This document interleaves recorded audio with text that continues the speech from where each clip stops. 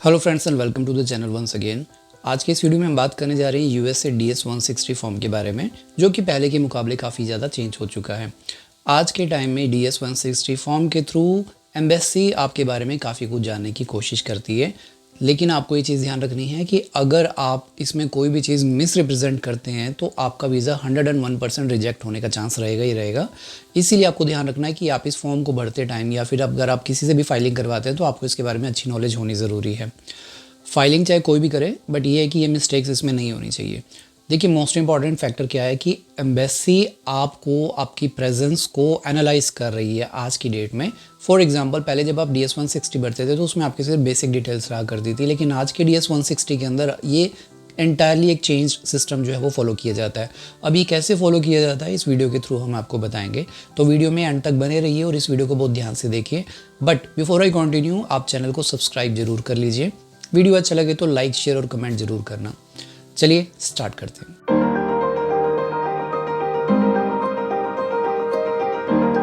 तो दोस्तों, हम बात कर रहे थे DS-160 के बारे में। DS-160 के बारे में बात करने से पहले चलिए हम जानते हैं थोड़ा सा आपके बारे में।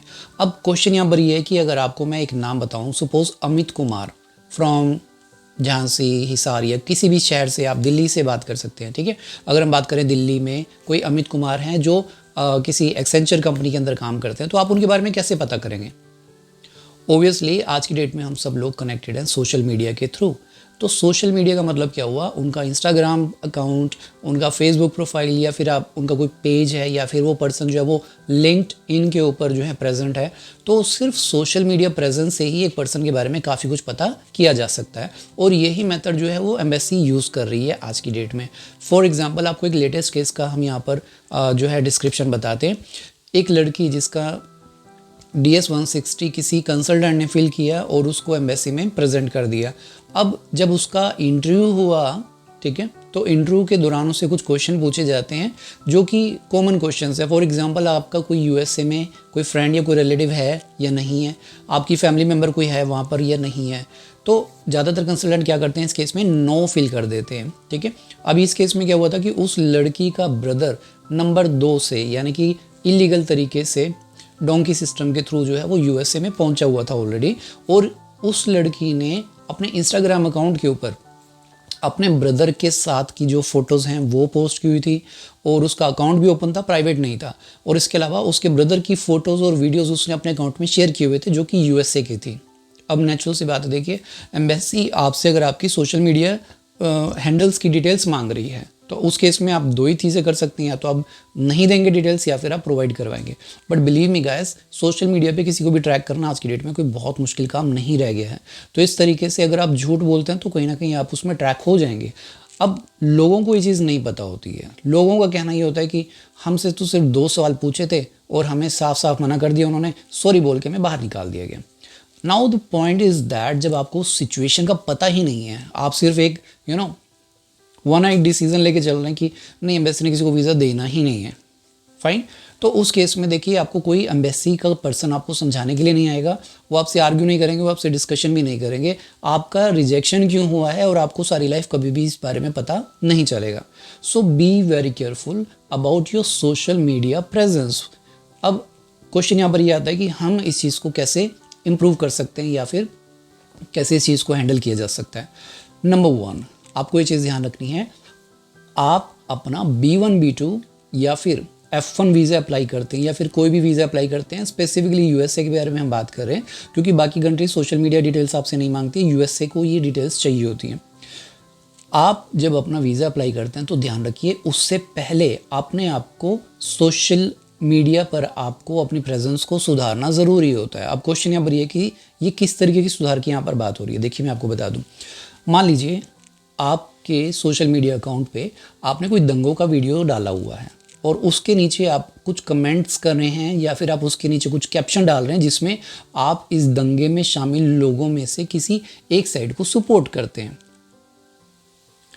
अब ये दंगा या फिर ये लड़ाई जो है वो किसी भी चीज़ को लेकर हो सकती है, रिलीजन को लेकर हो सकती है, पॉलिटिकल व्यूज़ को लेकर हो सकती है, but the point is that कि वो ये चीज़ डिसाइड करती है कि आप कहीं ना कहीं एक ऐसी साइड से कनेक्टेड है जहाँ पर ये प्रॉब्लम क्रिएट हो सकती है। और अगर आप इतने एक्सट्रीम लेवल या फिर इतने एक्सट्रीम माइंड के पर्सन है और आप यूएसए में पहुंच रहे हैं, तो कहीं ना कहीं यूएसए की गवर्नमेंट इस चीज़ को अपने लिए खतरा मानकर चलती है। तो आपको ध्यान रखना है कि आप अपने आप को यूएसए की गवर्नमेंट के आगे खतरा प्रेजेंट ना करें, ठीक है।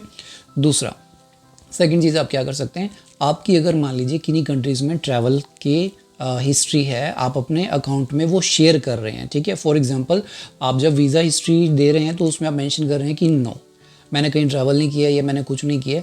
लेकिन जब आपका सोशल मीडिया प्रोफाइल चेक किया जाता है तो उसमें आपकी स्विट्ज़रलैंड की फ़ोटोज़ हैं या फिर आपके दुबई की कुछ वीडियोज़ हैं या कुछ भी है। तो इस तरीके की चीज़ों को आपने ध्यान रखना है कि ये सारी चीज़ें आपस में कोरिलेट होनी चाहिए। अगर ये चीज़ें आपस में कोरिलेटेड नहीं है तो आप बहुत ईजिली ट्रैक हो जाएंगे, ठीक है। अब इस केस में आप दो काम कर सकते हैं। अगर आपके लिए प्रोफाइल को रिपेयर करना मुश्किल है तो आप एक काम कर सकते हैं, आप उसको लॉक कर दीजिए, ठीक है। या फिर आप अपना एक नया अकाउंट क्रिएट कर सकते हैं जो कि काफ़ी देखने में साफ सुथरा हो, and it should be public account, it should not be a private account. अगर आप अपना प्राइवेट अकाउंट रखते हैं और आप एक अपना पब्लिक अकाउंट रखते हैं तो आप ये भी कर सकते हैं, आप दो अकाउंट्स भी यूज़ कर सकते हैं। बट ये ध्यान रखना है कि आपकी जो ईमेल आईडी आप अपने DS-160 के अंदर देंगे उससे आपकी सर्चिंग की जाएगी, आप जो फ़ोन नंबर अपना देंगे उससे भी आपकी सर्चिंग की जाएगी। इसके अलावा आपका एड्रेस, आपका नाम, बहुत सारी चीज़ों से आपको सर्च किया जा सकता है। तो ऑल इन ऑल इन चीज़ों का आपने ध्यान रखना है कि आप कहीं पर भी इस चीज़ को लेकर ट्रैप ना हो, ठीक है। दूसरी बात, ज़्यादातर स्टूडेंट्स या फिर जो विजिटर्स होते हैं वो ये कोशिश करते हैं कि अपने पिछले रिफ्यूज़ल को डिस्क्लोज़ नहीं करते हैं। अगर आपका देखिए यूएसए में ही रिफ्यूज़ल लगा हुआ है, क्या होता है देखिए, लोग अपने अपने दिमाग से चलते हैं, लोग अपने अपने व्यूज़, अपने अपने थॉट्स के हिसाब से चलते हैं और कई बार र्यूमर्स के हिसाब से भी चलते हैं। उनको ये लगता है कि हमारा 5 साल पहले, 7 साल पहले कभी रिफ्यूज़ल था तो हमें डिस्क्लोज़ करने की कोई ज़रूरत नहीं है। जबकि आप ये जानते हैं, जब आपका बायोमेट्रिक्स होता है, आपके फिंगरप्रिंट्स होते हैं, ये डाटा कम से कम 10 साल तक एम्बेसी के पोर्टल पर अवेलेबल रहेगा ही रहेगा। इन सर्टेन केसेस अगर आप बैन हुए हैं या फिर आपका कोई क्रिमिनल रिकॉर्ड है या फिर आपका कोई सीरियस क्राइम के रिलेटेड कोई इशू हुआ था जिसकी वजह से आपका रिफ्यूज़ल आया था, तो ये ध्यान रखिए कि ये डाटा फिर 10 ईयर्स के लिए नहीं, ये फिर आगे लाइफ टाइम के लिए ऑन रिकॉर्ड वहाँ पर मेंटेन रहेगा ही रहेगा। आप ऐसे केसेस में झूठ बोलकर या फिर फॉल्स इंफॉर्मेशन देकर एम्बेसी को मिसगाइड करने की कोशिश बिल्कुल भी मत करें, वो आपके फेवर में रहेगा, वो ज़्यादा अच्छा है, ठीक है। सेकेंडली, बहुत सारे लोग ये मिस्टेक कर जाते हैं कि जब उनका वीज़ा जो है उन्होंने मान लीजिए अप्लाई किया और उसके बाद जो है उन्होंने अपनी फ़ाइल विड्रॉ कर ली, तो वो ये चीज़ डिसाइड नहीं कर पाते कि हम अपने विड्रॉल को उसमें मेंशन करें ना करें, क्या करें, क्योंकि एम्बेसी के पास तो हमारा डाटा गया हुआ है। तो इन दैट केस आपको डरने की या घबराने की ज़रूरत नहीं होती है, आपको वहाँ पर विड्रॉल को मेंशन करने की नीड नहीं होती है। जब आप अपना दोबारा वीज़ा अप्लाई करेंगे तो उस केस में आपको प्रीवियस जो आपने फाइल लगाई थी उसकी डिटेल्स आपको उसमें डालने की ज़रूरत नहीं है, क्योंकि वो विड्रॉ किया था आपने, वो रिफ्यूज़ नहीं हुआ था, उसके ऊपर कोई डिसीज़न भी नहीं आया था। इसके अलावा एक और कॉमन मिस्टेक आज की डेट में काफ़ी सारे कैंडिडेट्स कर रहे हैं, एक वीज़ा एप्लीकेशन पेंडिंग होने के बाद जब उसका डिसीजन नहीं आ रहा है तो क्या होता है, at the very same time वो दूसरी वीज़ा एप्लीकेशन लॉन्च कर देते हैं, which is going to be very dangerous trend. Exactly आपको इस चीज़ से बचना होता है, क्योंकि जब आपके 2 एप्लीकेशंस डल जाती हैं तो ध्यान रखिए आपको एक का भी डिसीजन मिलना इम्पॉसिबल हो जाएगा। तो आपने क्या करना है इन दिस केस, या तो आप अपनी फ़ाइल को विड्रॉ कर लीजिए जो आपने पहले वाली लगाई है जिसका डिसीजन आपको नहीं मिल रहा है, या तो आप उसको जो है विड्रॉ कर लीजिए, या फिर आप दूसरी को लॉन्च ना करवाइए। अब कई लोग यहाँ पर सोच सकते हैं कि जब हम बात करते हैं वीज़ा के बारे में, हमारे इंट्रो के बारे में, तो मौके पर ही तो डिसाइड हो जाता है कि हमें वीज़ा मिला है कि नहीं मिला है। I understand and I completely agree with your view point कि हाँ ये मौके पर डिसाइड हो जाता है। अगर आपका वीज़ा लगा है तो आपका पासपोर्ट अपने पास रख लेंगे, अगर आपका वीज़ा नहीं लगा तो आपका पासपोर्ट वो आपको रिटर्न कर देते हैं। So what you gonna do, you need to understand कि जब आप का मौके पर वीज़ा आपको अप्रूव हो जाता है तो आपको इतना तो पता होगा ना कि आपका पासपोर्ट सबमिट होता है, और पासपोर्ट सबमिट होने के बाद में वो स्टिकर पेस्टिंग होकर थ्रू कुरियर आपके पास वापस पहुंचता है। तो ये चीज़ दिमाग से निकाल दीजिए कि आपको अगर मौके पर अप्रूव कर दिया तो आपको उसके बाद भी रिजेक्ट नहीं किया जा सकता, डेफिनेटली उसके बाद भी आपको रिजेक्ट किया जा सकता है। In case embassy comes to a conclusion through some sources और थ्रू सम वेरिफिकेशन प्रोसेस कि कहीं ना कहीं उन्होंने गलत डिसीजन दिया है, तो they are definitely authorised to reject your visa at any stage. आपका स्टिकर लगने के बाद भी रिफ्यूज़ हो सकता है, उससे पहले भी रिफ्यूज़ हो सकता है, and apart from that.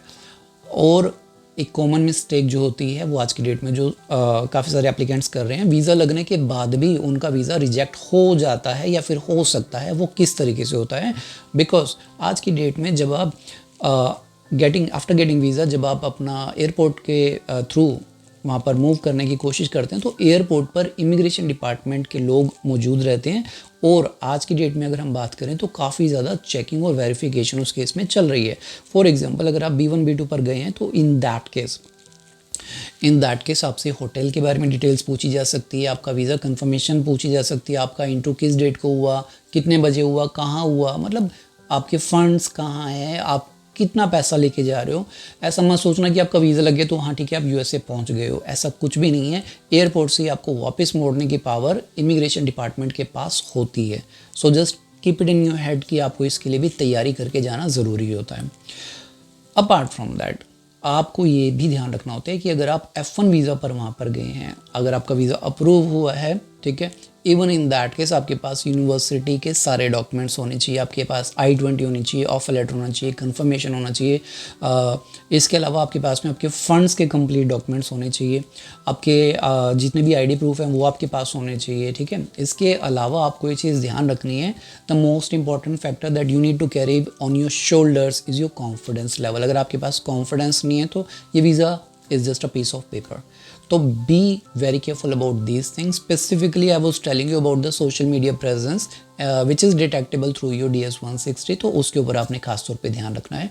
Video आपको पसंद आया हो तो जिसको लाइक, शेयर और कमेंट जरूर कर सकते हैं आप, और ऐसी वीडियोस हम आपके लिए लेकर आते रहेंगे। Stay connected, stay tuned.